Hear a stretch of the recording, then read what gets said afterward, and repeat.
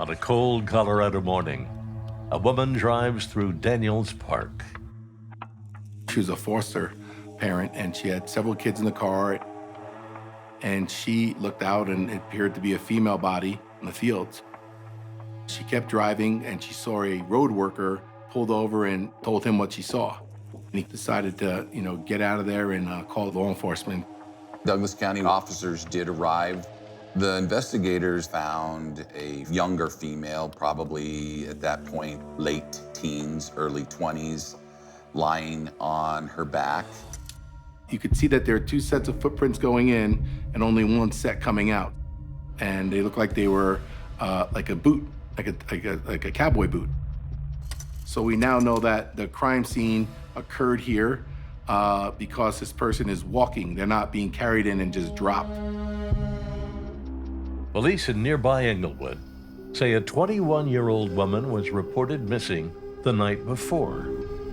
The Englewood Police Department had taken a missing persons report on January 16th. The person that they took a report on was Helen Przinski. Helen went to high school in Hamilton, Massachusetts, a small town north of Boston. She very much wanted to be part of the school and part of different organizations, very much into drama, very much into the school spirit. She was into poetry, she was into singing, she had a beautiful voice. She was the youngest of 3 children, and her mom and dad, especially her dad, always called her baby.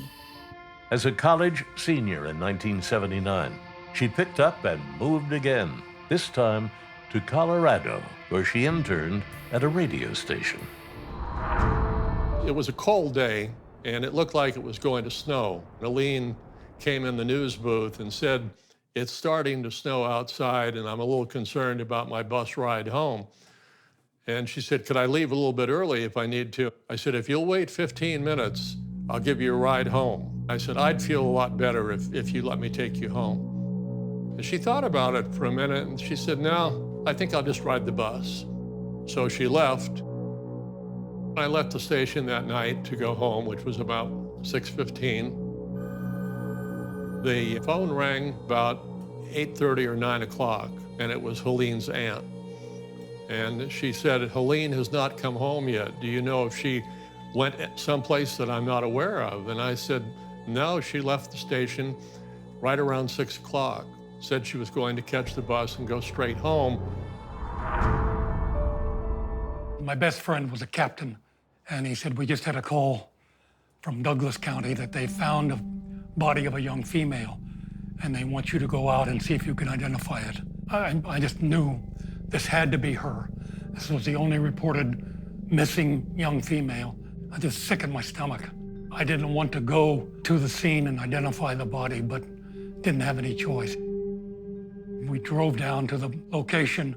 I had to get out and walk out into the snowy field. But as soon as I got to the body, I knew it was her. I instantly knew it was her. It was the worst thing I ever had to do, and it's never left my mind.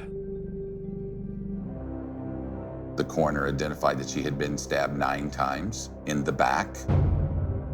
Cause of death was from loss of blood, and both of her lungs had collapsed. The pathologist was able to confirm that she was sexually assaulted.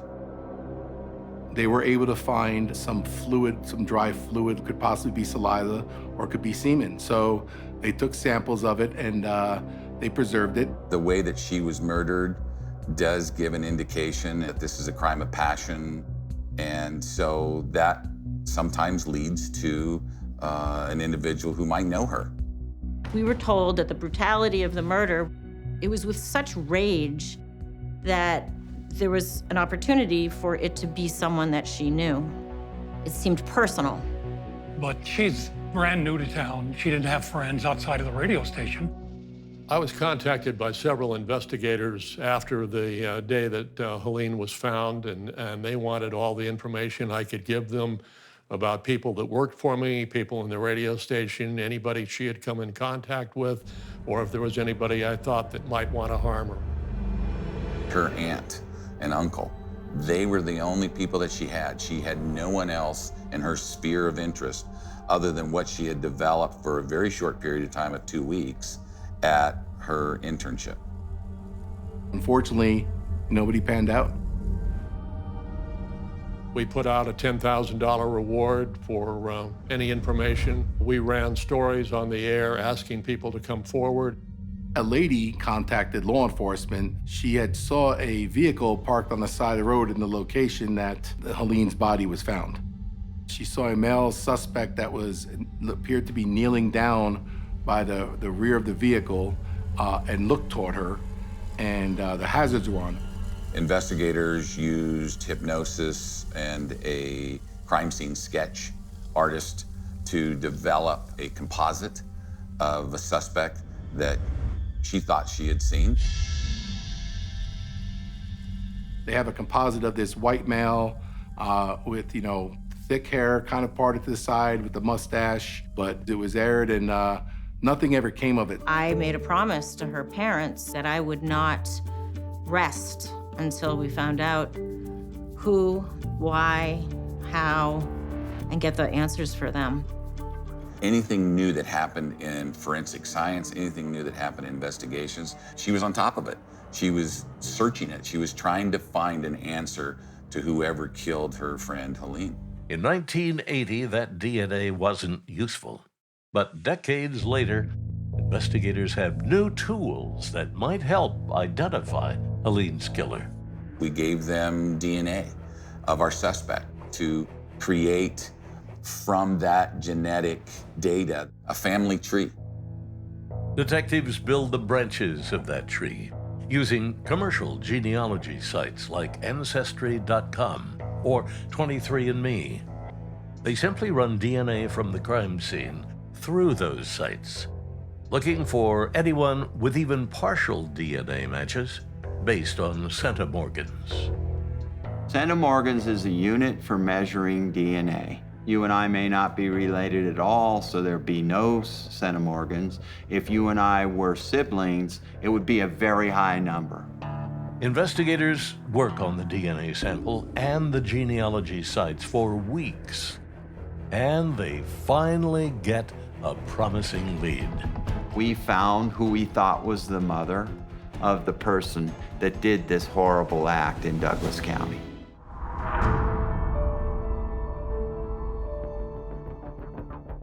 She was the mother of multiple kids, but the women could be thrown out right away. They didn't commit this crime because it was a male sample. It was a semen sample.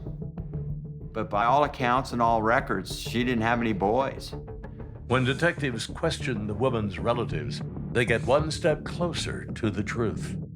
They discover she'd given up 2 sons for adoption. My genealogist and this detective dug deeper. And what they came up with was a very old newspaper article about a reunion between this woman and her son. And in that article, they mentioned another son. Now we knew she had 2 boys. We were able to eliminate one of the sons very quickly because his DNA was already in the CODIS DNA system, and there was no match. The younger brother that we focused on, his name was Curtis Allen White. Mr. White had committed a rape before 1980. He had gone to prison for that rape. In fact, he used a knife. This is long before DNA, so there was no DNA database for him to go into. He served a very short sentence for such a violent crime, and then he paroled to Colorado. He was out here during the time that Helen came here in 1979, and was out here during the time that Helen would have been murdered. So now we're feeling like, okay, this could be our guy. We check his fingerprints, and they come back to a guy named James Curtis Clanton down in Florida. So detectives follow up on that, and James Curtis Clanton is arrested in 1998 for domestic violence. And once they send the booking photo to us, When it was compared to the composite drawing that was given to us by a lady under hypnosis in 1980, were almost identical. We talked about how I don't really care about stolen cars from 1980 in Colorado, but we do care about a young woman in Colorado in 1980. And we want to show you a picture of her and see if you recognize her.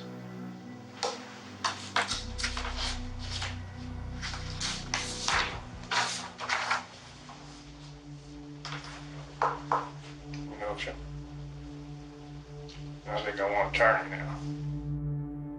You see him look at it, and his demeanor changed. Investigators are now certain they are face to face with Helene's killer. We actually do have a warrant for your arrest for first-degree murder and kidnapping. For what? First-degree murder and kidnapping of Helen. You got the wrong guy. We actually have your DNA in her and on her. When the sergeant said your semen was found on her and in her, he kind of paused and just said, "Oh."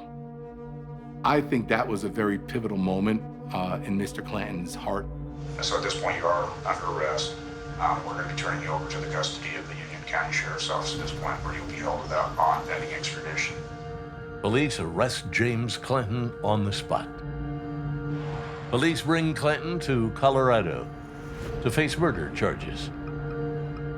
During the flight, he opens up about that night in 1980. Do you remember what you were wearing? No. You have been wearing cowboy boots, shoes? I'm sure I was wearing cowboy boots. What made Helene the right target? Faith. He said he saw Helene stand up to get off the bus. He made a U-turn, and as she's crossing the street, he shows her the knife. She says, "I see it." He walks over, puts his arm around her and says, "Come with me," and ties her hands behind her back with the strap from her purse. She didn't tell me about herself. She asked me what I was doing, and I told her that I was kidnapping her for money, and she said, "Well, my parents don't have any money," and stuff like that. I didn't tell her what I was really doing until we got in the woodshed. We just talked about in 6 hours on a plane, I mean, anything and everything, and there was nothing that was off limits. And, one thing that we asked several times was, did you commit any other crimes? And did you commit any other sex assaults or rapes or murders or anything? And he was adamant that he didn't. He had in his mind that he was going to grab a girl and he was going to kidnap her and rape her. That was his plan. It was a relief, but there's never closure on something that's so heinous like this. James Clanton pleads guilty in a Colorado courtroom. 63-year-old Clanton is sentenced to life in prison. He will be eligible for parole after 20 years.